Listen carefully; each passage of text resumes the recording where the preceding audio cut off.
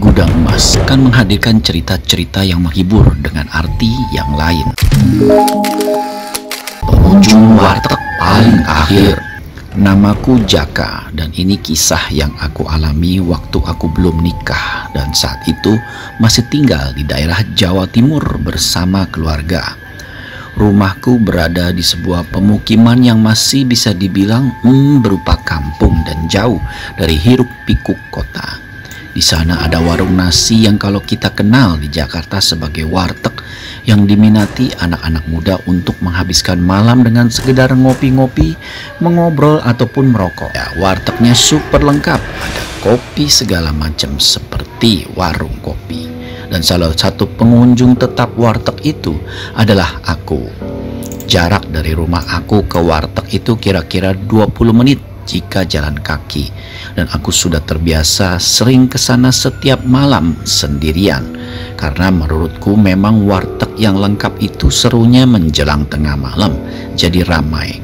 Apalagi waktu udara sedang dingin-dinginnya, sudah paling cocok ditemani kopi panas, rokok, dan gorengan hangat. Warteg langgananku itu memang buka sampai dini hari, bahkan subuh dan tidak pernah sepi pembeli. Selain tempat yang nyaman karena berada persis di sebelah pos hansip untuk lesehan, kopi sama gorengan buatan kakak, kita panggil si penjual warteg itu, memang nikmat sekali. Malam itu seperti malam yang sudah-sudah, aku pergi ke warteg jam 12 malam. Untuk sampai ke warteg aku harus melewati beberapa kebun bambu dan empang milik warga. Hawa dingin malam itu justru membuat aku semangat ke warteg. Meskipun waktu cerita ini ke teman, malam itu aku akui dinginnya rasanya berbeda gimana gitu. Waktu sampai di lokasi ada beberapa teman satu kampung aku dulu yang datang dan duduk di dalam pos ronda. Aku memesan kopi plus rokok, lalu aku gabung obrolan sama mereka. Membicarakan ngalor ngidul apapun, khas tongkrongan laki-laki kalau sudah malam. Tepat di pos ronda tempat aku kumpul ada satu rumah yang gelap gulita dan kosong. Sebenarnya itu bukan rumah terbengkalai ya. Rumah itu punya salah satu warga kampung aku yang pergi merantau. Tapi karena di pemilik rumah hanya pulang tiap momen-momen tertentu seperti 2 kali setahun, jadi selama dia belum pulang, rumahnya dibiarkan kosong dan seluruh aliran listriknya dipadamkan. Beberapa kali aku mendelik ke rumah itu. Menurut aku dari spot split gelap di tempat itu, aku merasa ada yang memperhatikan aku dari sana. Kita semua juga merasakan hal sama setiap melihat rumah itu. Tapi karena tongkrongan saat itu rame dan seru, aku nggak terlalu menggubris perasaan itu dan terus ngobrol dengan asik.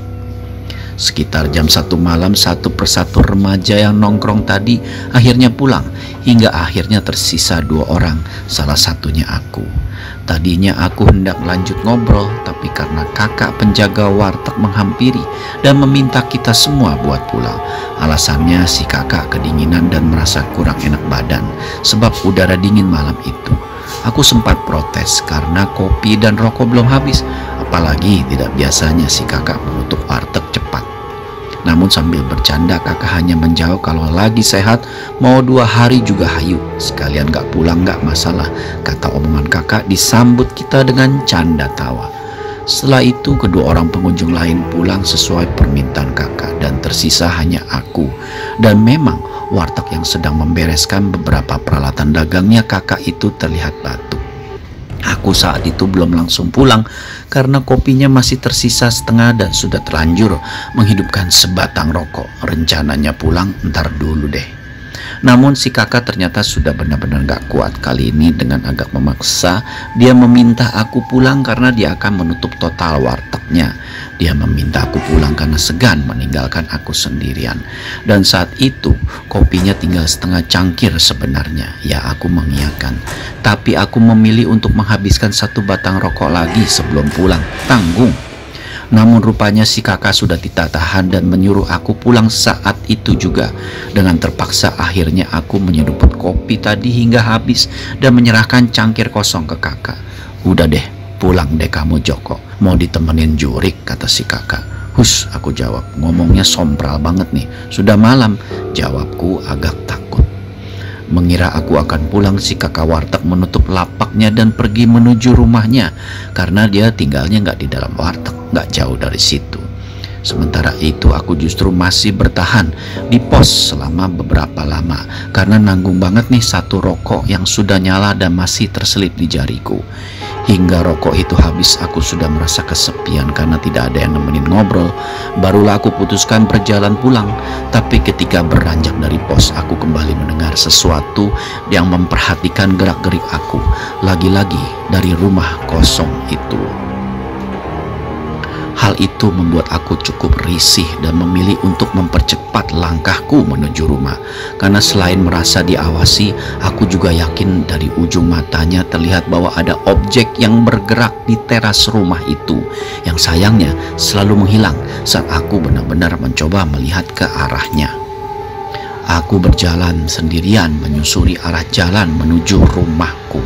Langkahnya cepat dan sama sekali tidak menikmati dingin sejuknya malam itu. Sama seperti saat berangkat, aku juga harus melewati empang milik warga dan beberapa kebun bambu.